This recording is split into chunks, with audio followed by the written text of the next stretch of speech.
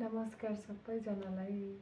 मैले किताब पढ्दा पढ्दै बिचमा बिजी भएर छुट्यो। आज 12औं दिन किताब पढ्ने। मैले चाहिँ यो किताबभित्रको बन्दुकसँग शब्दको परेड भन्ने किताब भाग पढ्दैछु। सुरु गरेँ है त।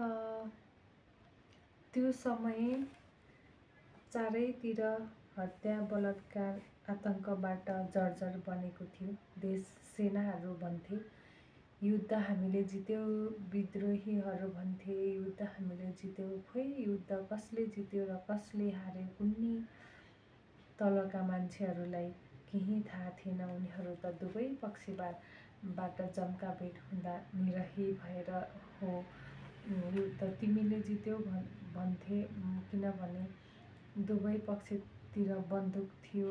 उनीहरूलाई अलिकति शङ्का गरे त बन्दुक सिधै जनतामाथि फर्केर सोझिन्थ्यो, पड्किन्थ्यो र जनताको लास भुइँमा रगतम्य बनेर पुलुक्क लड्थ्यो अनि जीवन एकछिनमा निष्प्राण बनेर मुर्दामा रूपान्तरित हुन्थ्यो र सोभ्याउनेहरू विजयको सास फेर्दै भन्थे होलान्, हाम्रो दुश्मनको यही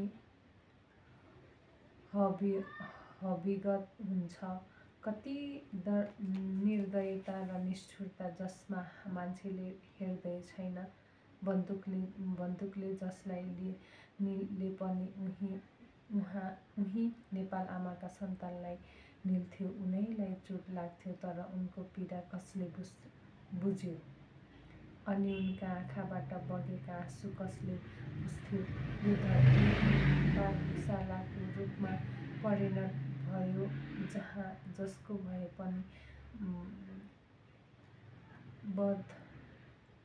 वध गर्न सकिन्थ्यो।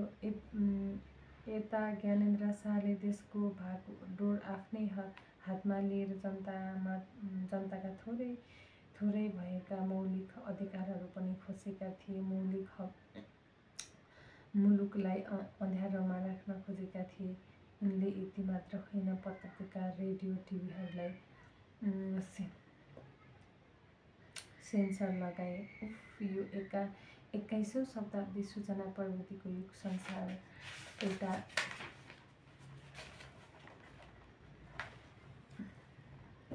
सानो गाउँ जस्तो भइरहेको बेला नेपालीहरूले पनि कत्रो हन्डर हेर्नु बेहोर्नु पर्ने।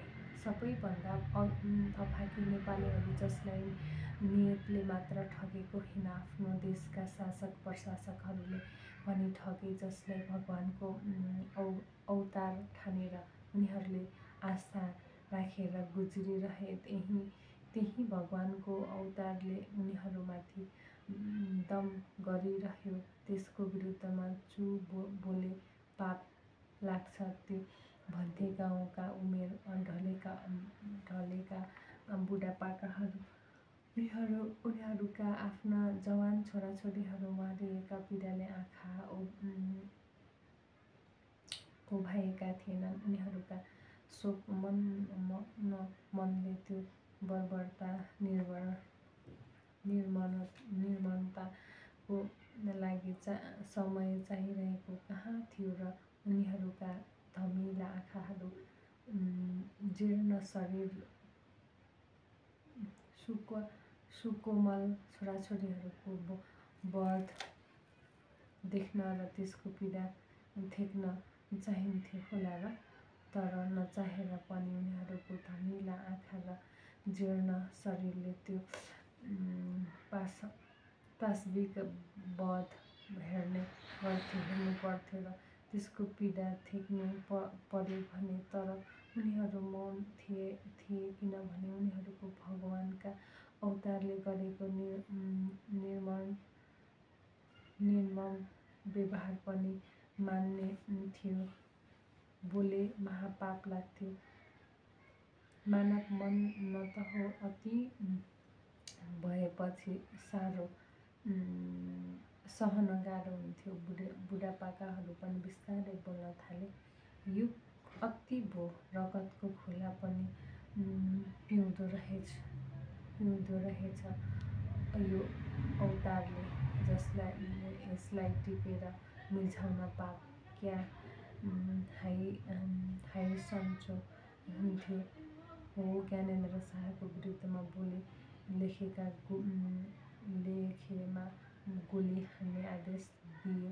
उनको आदेश पालना गर्न खटेका थिए सेना पुलिसहरू। उनीहरू यति छाडा थिए जसलाई जे पनि गर्न स्वतन्त्र थियो। समय यति अप्ठ्यारो थियो, मानवताका पक्षमा लेख्ने र बोल्नेहरूको जतिखेर पनि कलम भाँचिन सक्थ्यो, हातखुट्टा भाँच्न सक्थ्यो अथवा ज्यानै पनि जान सक्थ्यो। जीवन पनि कति असुरक्षित थियो त्यो समयमा।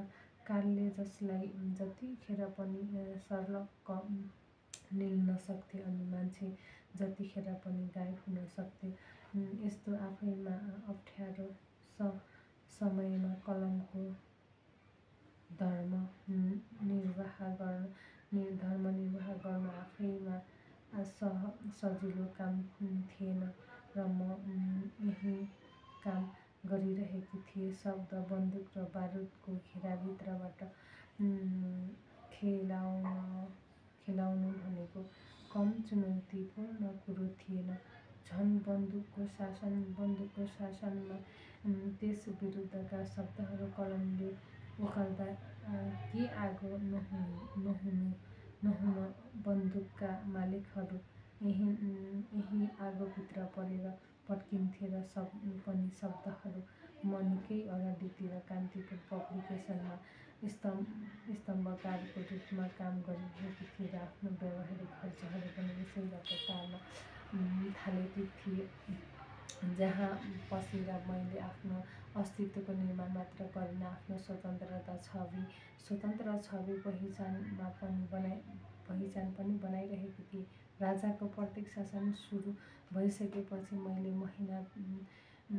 महिना जति स्तम्भ लेख्न छोडेर साहित्यिक लेखन गरेँ। त्यतिबेला साहित्यिक सिर्जना गर्दा पनि मैले अमानवता, बर्बरता र कुरूपता विरुद्ध नै बोलेँ। म जे लेख्थेँ, जे बोल्थेँ बर्बरता र निर्ममताको विरुद्ध नै हुन्थ्यो। त्यही समयको सिर्जनाको बेमौसमका आस्थाहरू, निबन्ध सङ्ग्रह जसमा त्यो समयमा भएका कुरूपता र अन्याय अत्याचार विरुद्धमा विद्रोहको स्वर पनि आइमाईको बारेमा वर्षौंदेखि थिचिएको आवाज उन्मुख रूपमा अगाडि आएको थियो। मौसम बिनाका कुराहरू आएका छन् र बेमौसमका अवस्थाहरूमा। त्यतिबेला मैले लेख्दा बोल्दा मौसम अर्कै थियो, समय पनि अर्कै। त्यति बेमौसमको गर्व र बेमौसमका अवस्था मैले जनताको स्थिति र बरु बाहिर प्रतिक्रिया बुझ्न पनि स्तम्भ लेख्न केही समय स्थगित गर्न आवश्यक थियो। मनमा एक खालको कुण्ठा भइरह्यो। आफ्नो विचार, आस्थाका कुरा लेख्न नपाउँदाको क्षणको पीडा कस्तो हुन्छ त्यो मैले भोगेँ।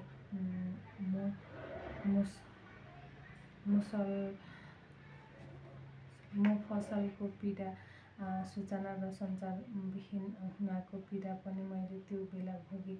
त्यतिबेला कान्तिपुरका सम्पादक नारायण वाग्ले थिए। उनीहरूलाई पनि मेरो सम्बोधन सुमधुरै भयो। उनी बडो मिजासिला मान्छे थिए, बडो सकारात्मक दृष्टिकोण बोकेका मान्छे हुनाले मैले उनलाई घुइँँ हुन गाह्रो पाएन। हुन त उनी सम्पादक र स्तम्भकार दुवैले फरक काम गर्नुपर्छ भन्ने, तर म र उनी बीच सम्बन्ध जोड्ने काम लेखले गर्यो। यही लेख लेख्ने काम मैले गर्नुपर्थ्यो। उनले चाहेको भए मसँग सम्बन्ध नराख्न पनि सक्थे, तर पनि उनले एक खालको सम्बन्ध मसँग राखेर म कहिलेकाहीँ जिस्काउँथे पनि। क्या हो नारायण दादा, बिर्सेको नि? कहिल्यै रिसाएनन्। मसँग SMS गरेर भन्थे, मैले झमकलाई सम्झिरहेको छु। मलाई आनन्द लाग्थ्यो। त्यो भनाइ भित्र आत्मीयता थियो र आफ्नोपन थियो। साँच्चै मिजासिला मान्छे थिए नारायण दाई। त्यो समयमा कान्तिपुरका एक शब्दको सम्पादन गर्दा सेनाको विशेष निगरानीमा गर्नुपर्थ्यो रे। शब्दहरू बन्दुकको घेराभित्रबाट बाहिर निस्किनु पर्थ्यो। मेरा शब्दहरू नकाटी निकालिदिन्थे नारायण दाइले। झन् मसँग आगो हुँदै थिए ज्ञानेन्द्र शाहका मान्छेहरू। उनीहरू चाहन्थे होलान् मलाई सिधाइहालौँ, तर खोइ किन हो उनीहरूले सिधाउन सकेन। हस्, आजलाई यति।